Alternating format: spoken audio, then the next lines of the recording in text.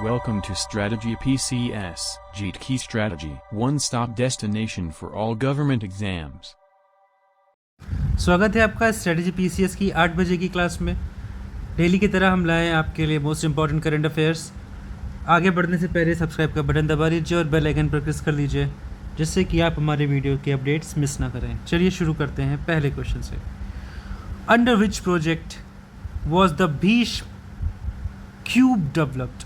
Bhishma cube किस परियोजना के तहत डेवलप किया गया है? तो भीष्म क्यूब क्या है, भीष्म क्यूब है क्या, इसके बारे में हम जानेंगे। पहले आंसर देखते हैं इस क्वेश्चन का। स्वच्छ Bharat mission, make in India, आरोग्य मैत्री प्रोजेक्ट या डिजिटल इंडिया? देखो, डिजिटल इंडिया के तहत तो कोई डिजिटल प्रोडक्ट्स बनाएंगे, राइट। जैसे यूपीआई हो गया, आप डिजिटल ट्रांजैक्शन करते हो, या ई कॉमर्स के लिए कुछ बनाएंगे। ये आंसर कलेक्ट हो गया। स्वच्छ भारत मिशन ये क्लीनलीनेस से रिलेटेड होगा, भीष्म कुछ क्लीनलीनेस से रिलेटेड तो है नहीं। मेक इन इंडिया तो इसका कोई मतलब नहीं है, तो करेक्ट आंसर इसका क्या है? आरोग्य मैत्री प्रोजेक्ट। अब बताते हैं भीष्म क्यूब है क्या। Bhishma cube is a portable hospital. Portable hospital क्या होता है? जो कि एक तरह से दूसरी जगह पर आसानी से उठा के लिया जा सके। इसकी कैपेसिटी है 200 लोगों की। 200 लोगों का ट्रीटमेंट ये कर सकता है। हाल आपने देखा था एक बार टर्की में जब डिज़ास्टर आया था, तो हमारे यहाँ से पूरी रिस्पांस टीम गई थी और 200 लोग का बेड वहाँ पे उन्होंने तुरंत बना दिया था। लेकिन इस केस में क्या होगा कि 200 लोगों का बेड बनाने की ज़रूरत नहीं है, हम पूरा का पूरा हॉस्पिटल ही बना के ले जा रहे हैं, वहाँ पे फटाफट जोड़ देंगे। ठीक है, अभी आप देख लो, कल की डेट में एक साइक्लोन आया है रिमल। अब डिज़ास्टर मैनेजमेंट के तहत वहाँ पे क्या है, मुझे इमरजेंसी आपातकालीन सुविधा प्रदान करनी है हेल्थ की। मैंने क्या किया, वहाँ पे भीष्म क्यूब पहुँचा दिया। So such a nice beginning, welfare, good example of governance, UPSC mains में कोट किया जा सकता है। आगे बढ़ते हैं नेक्स्ट क्वेश्चन पे। Where was the 77th world health assembly meeting conducted? World health assembly की मीटिंग 77th कहाँ पर की गई थी? न्यूयॉर्क में, पेरिस में, जेनेवा में या टोक्यो में? तो इसका करेक्ट आंसर है टोक्यो में। इसका करेक्ट आंसर है टोक्यो में। ठीक है, जेनेवा में जेनेवा कहाँ पे है? Geneva is situated in Switzerland. Okay, so this is the correct answer. Correct answer is Switzerland. Move करते हैं नेक्स्ट क्वेश्चन पे। Where did INS Kiltan arrive as part of its South China Sea deployment? INS Kiltan अभी कहाँ पर गया है as part of South China Sea deployment? INS Kiltan है क्या? सबसे अच्छा, पहले मैं इसको आपको इस क्वेश्चन का आंसर दे देता हूँ। इस क्वेश्चन का आंसर है जापान, ब्रुनोई, सिंगापुर या वियतनाम। तो इसका करेक्ट आंसर है ब्रुनोई। ब्रुनोई में भी इसको तैनात किया गया है INS किल्तान को। INS किल्तान है क्या? प्रोजेक्ट 28 के तहत जो हमारी बन रही है एंटी सबमरीन वॉरफेयर कॉर्वेट है, इसको बनाया है garden reach shipyard, Mumbai, Pune ने। ठीक है, साउथ चाइना सी में इसको डिप्लॉय किया गया है। ब्रुनोई की कैपिटल क्या है, ये कमेंट बॉक्स में बताइए। ब्रुनोई की करेंसी क्या है, ये कमेंट बॉक्स में बताइए। और अगर आपने अभी तक चैनल को सब्सक्राइब नहीं किया है तो सब्सक्राइब का बटन दबा के आगे बढ़िए। मूव करते हैं नेक्स्ट क्वेश्चन पे। वेयर, ये क्वेश्चन आ रहा है एग्जाम में, लिख के रख लेना। आगे 6 महीने में जो भी एग्जाम होंगे वहाँ पे ये क्वेश्चन आना ही आना है। Which Indian directors film one the grand prix award for the first time in 3 decades? किस भारतीय निर्माता की मूवी ने 3 दशकों बाद पहली बार ग्रैंड दर्शक पुरस्कार जीता है? अनुराग कश्यप, पायल कपाड़िया, रितेश बत्रा या किरण राव?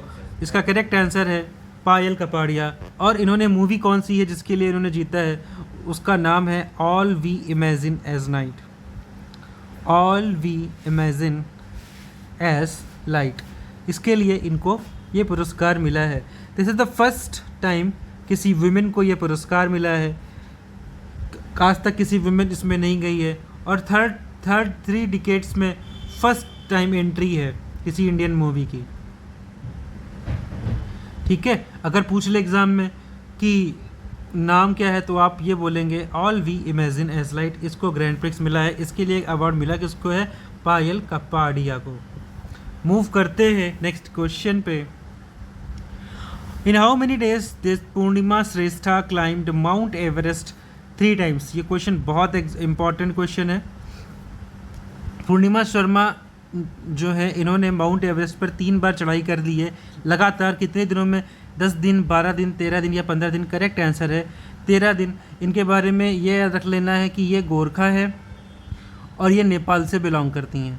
इन्होंने भी क्या किया है? 13 दिन के अंदर माउंट एवरेस्ट की 3 बार चढ़ाई करी है। इनको कामी रीता शेरपा से आपको कंफ्यूज नहीं होना है। कामी रीता शेरपा जो है उन्होंने माउंट एवरेस्ट की चढ़ाई करी है, अभी 29वीं बार करी और उसके बाद 30वीं बार करी। तो जो सबसे ज़्यादा चढ़ाई करी है वो करी है कामी रीता शेरपा ने, 3 बार कंजिक्यूटिव 13 दिनों के अंदर जो कंजिक्यूटिव चढ़ाई करी है वो पूर्णिमा श्रेष्ठा ने करी है। कंफ्यूज नहीं होइएगा, एग्जाम में ये क्वेश्चन आने ही आने हैं। What is the name of the mission launched by NASA to study heat emission at the Earth's pole? To study heat emission at the Earth's pole. ये क्वेश्चन इंपॉर्टेंट है, अच्छे से पढ़ना है। पृथ्वी के ध्रुवों पर ऊष्मा उत्सर्जन करने के लिए, अध्ययन करने के लिए नासा द्वारा शुरू किए गए मिशन का नाम क्या है? Climate x, Polaris, pre fire या आइस कैप। तो इसका करेक्ट एग्जाम्पल है प्री फायर। और इसमें जो है आरी का मतलब क्या होता है? आरी का मतलब है रेडिएंट एनर्जी। इसमें रेडिएंट एनर्जी का यूज़ किया गया है। ठीक है, क्वेश्चन आएगा। बहुत इंपॉर्टेंट क्वेश्चंस लेके आता हूँ मैं आपके लिए। 10 रिसोर्सेज पढ़ता हूँ, फिर वहाँ से 10 छाँटता हूँ। Which championship did Deepa Karmakar compete to win the gold medal? कुछ ज़्यादा स्टैंडर्ड लैंग्वेज में क्वेश्चन लिखा है। तो पर्पज़ ये है कि अभी एशियन सीनियर चैम्पियनशिप हुई थी।